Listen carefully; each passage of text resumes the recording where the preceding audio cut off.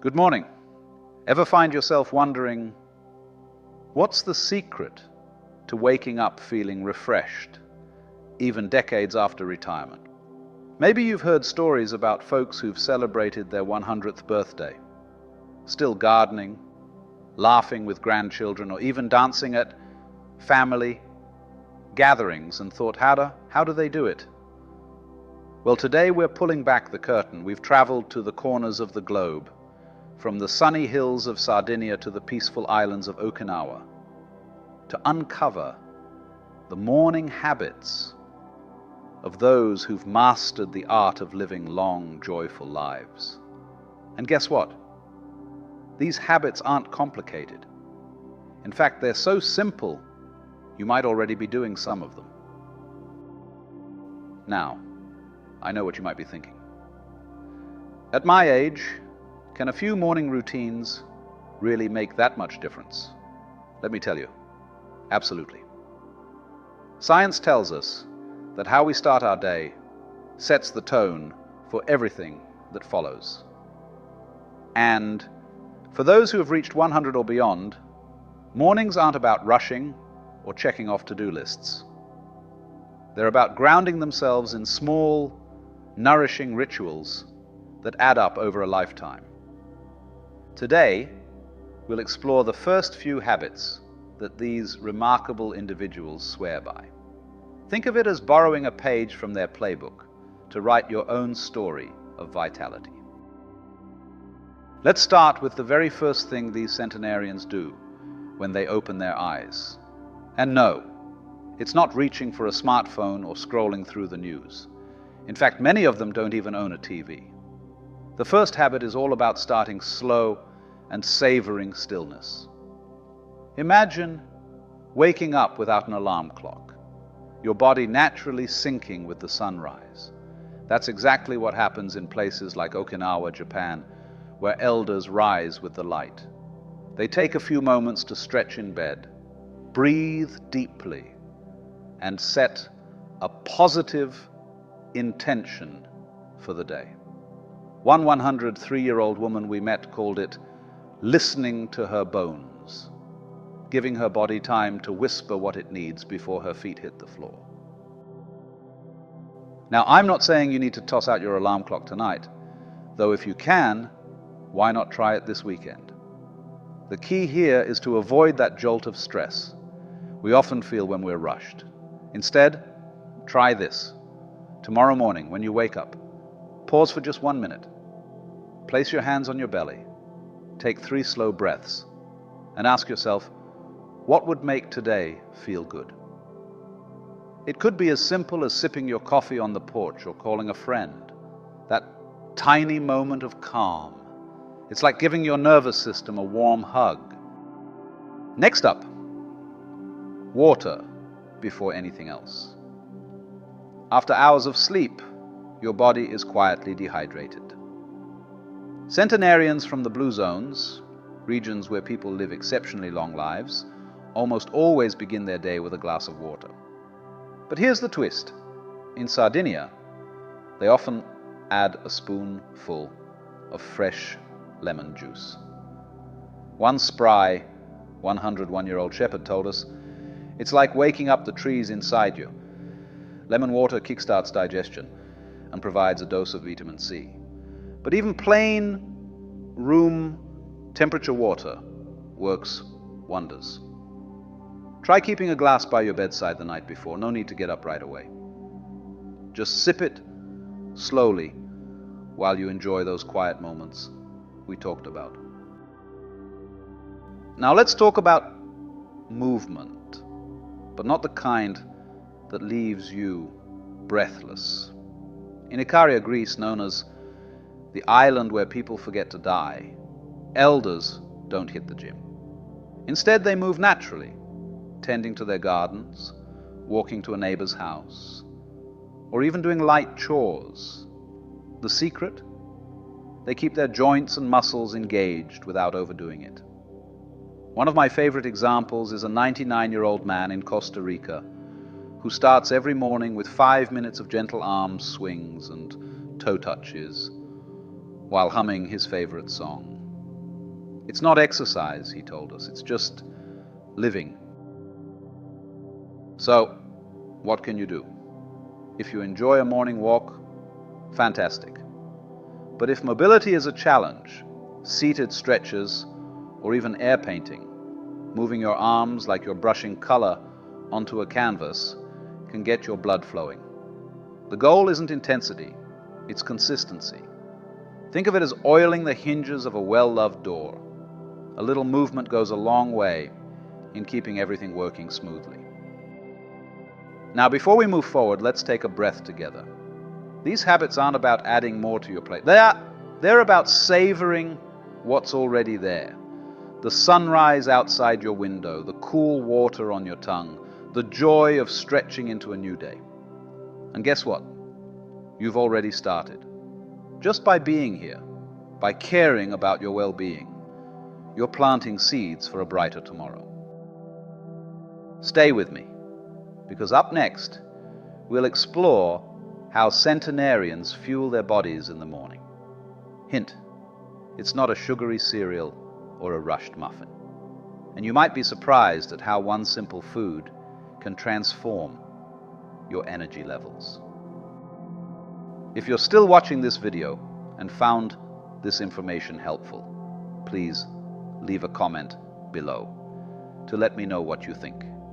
And if you haven't already, I encourage you to subscribe and turn on the bell so you don't miss any videos. Your support helps us continue to create great content to inform and inspire you. And now let's move on. Now let's talk about breakfast. But not the kind you might expect. You see, in the blue zones, nobody's rushing to pour a bowl of sugary cereal or grab a pastry on the go. Instead, centenarians treat their first meal like a love letter to their bodies. And here's the surprising part. Many of them eat the same simple breakfast every single day. Take Kamada-san, a 102-year-old sweet potato farmer from Okinawa. Every morning, she simmers a pot of miso soup with tofu and leafy greens, paired with a small serving of steamed sweet potato. It's like giving my stomach a cozy blanket, she told us. The lesson here? Fuel your body with plants first. Now don't worry. This isn't about strict diets or counting calories. It's about prioritizing what grows from the earth. In Sardinia, elders often start their day with a slice of sourdough bread dipped in fresh goat's milk and a handful of local figs. The key is fiber, antioxidants, and healthy fats to stabilize energy levels. But here's the good news. You don't need exotic ingredients. Try swapping toast with jam for avocado on whole grain bread, or blend spinach into your morning smoothie. One 97-year-old in Nicoya, Costa Rica, swears by her morning confetti, a scramble of eggs, black beans, and every colorful vegetable left in her fridge. Why eat dull food, she laughed, when you can taste the rainbow? Which brings us to another habit, sharing the table. In almost every centenarian community, breakfast isn't a solo affair. It's a time to connect with family, neighbors, or even a pet cat sunning itself on the windowsill. Studies show that social interaction in the morning lowers stress hormones and boosts mood. Think about it. When was the last time you lingered over a cup of tea with a friend or shared stories with a loved one before the day gets busy? A 104-year-old man in Ikaria put it perfectly. Food tastes better when it's served with laughter. If living alone is part of your reality, don't let that stop you. One centenarian in Sardinia video calls her granddaughter every morning while they eat together. Her in Italy, the granddaughter in New York. We don't even talk much sometimes, she said. But seeing her face makes my porridge taste sweeter. So whether it's a phone call, a visit to a local cafe, or even talking to your plants while you water them, weave connection into your morning. It's like vitamins for the soul.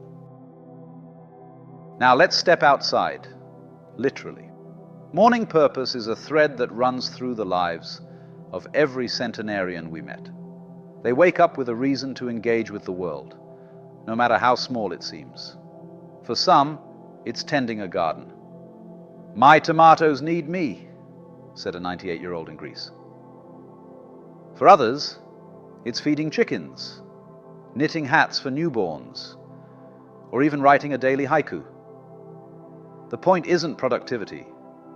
It's about feeling needed. As one 105-year-old fisherman in Okinawa told us, retirement, that's when the tide goes out. I'd rather keep swimming. Now you might be thinking, yeah, but what if my body doesn't let me do what I used to? Here's the beautiful thing. Purpose adapts. A former teacher with arthritic hands now listens to audiobooks and teaches her great-grandchildren through bedtime stories. A retired mechanic collects broken clocks and repairs just one tiny piece each morning. It's not about the scale. It's about that spark of I matter. So ask yourself, what's one thing, no matter how small, that makes you feel alive? Maybe it's organizing family photos, baking muffins for a neighbor, or watching the birds at your feeder. Claim it, protect it, let it be your anchor. Before we go further, let's pause here.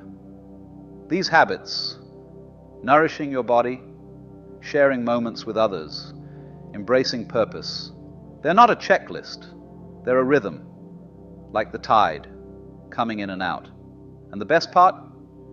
You get to write your own melody. Maybe today, you'll try adding spinach to your eggs. Or maybe you'll call an old friend while you sip your tea. Whatever you choose, remember, every centenarian's journey began with a single morning, just like this one.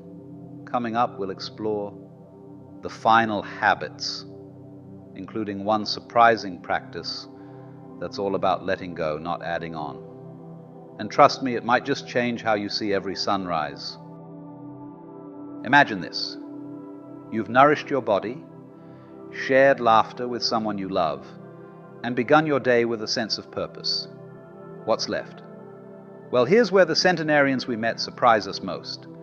The final habits aren't about doing more, they're about being. Let me explain. First, let's talk about embracing quiet moments. In a world that never stops buzzing, centenarians have mastered the art of stillness. Take Maria, a 101-year-old from Sardinia.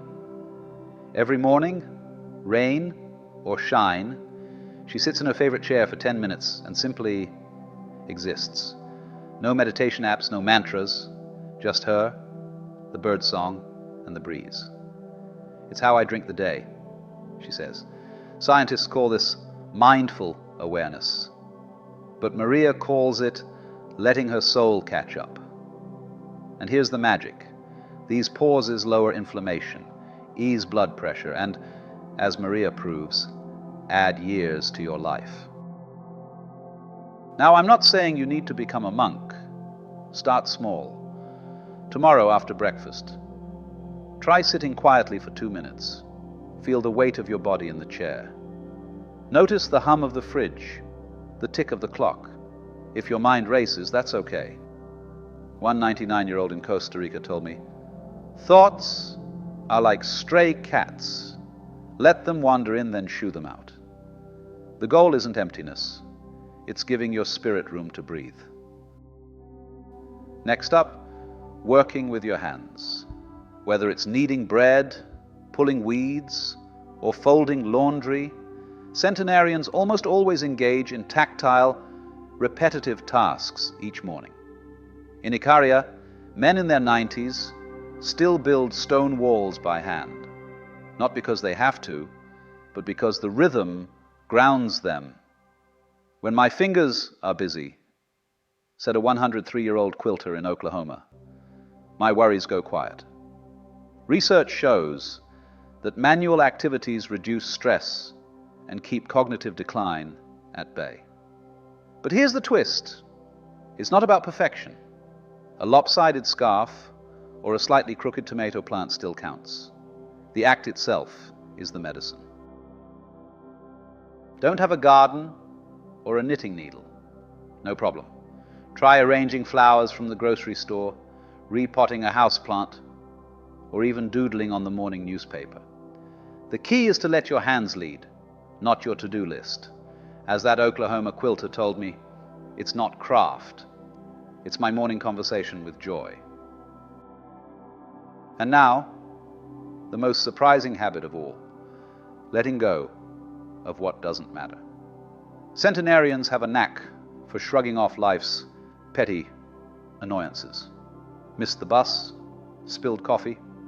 So what? Says a 106-year-old in Okinawa. The sun still rose.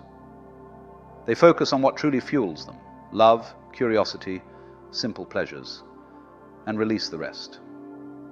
One woman in Nicoya told us she starts each day by writing down one worry and burning it in her fireplace. Let the smoke take it, she said, Omar. My heart's too old for heavy luggage. Now, I know, easier said than done, but here's a trick from the blue zones. Ask yourself, will this matter in a year? If not, let it float away like those leaves. Save your energy for what lights you up: a grandchild's laugh, the first sip of tea, the way the light slants through your window at dawn. So, let's tie this all together. Starting your day like a centenarian isn't about rigid routines or living to 100 at all costs. It's about waking up each morning and saying, today I choose to nourish my body, connect with others, move with joy, and savor the gift of being here. And the beautiful thing? Every morning is a fresh chance to begin. Now, I'd love to hear from you. What's one small habit you'll try tomorrow morning? Share it in the comments below. Inspire someone else with your story. And if this video resonated with you, hit that like button and subscribe to our channel. We're here to walk alongside you, sharing secrets to living fully at every age. Here's to your mornings. May they be slow, sweet, and brimming with life. However many candles are on your next birthday cake, remember, the best chapters are always the ones you're writing right now. Thank you for being here. Until next time, keep shining.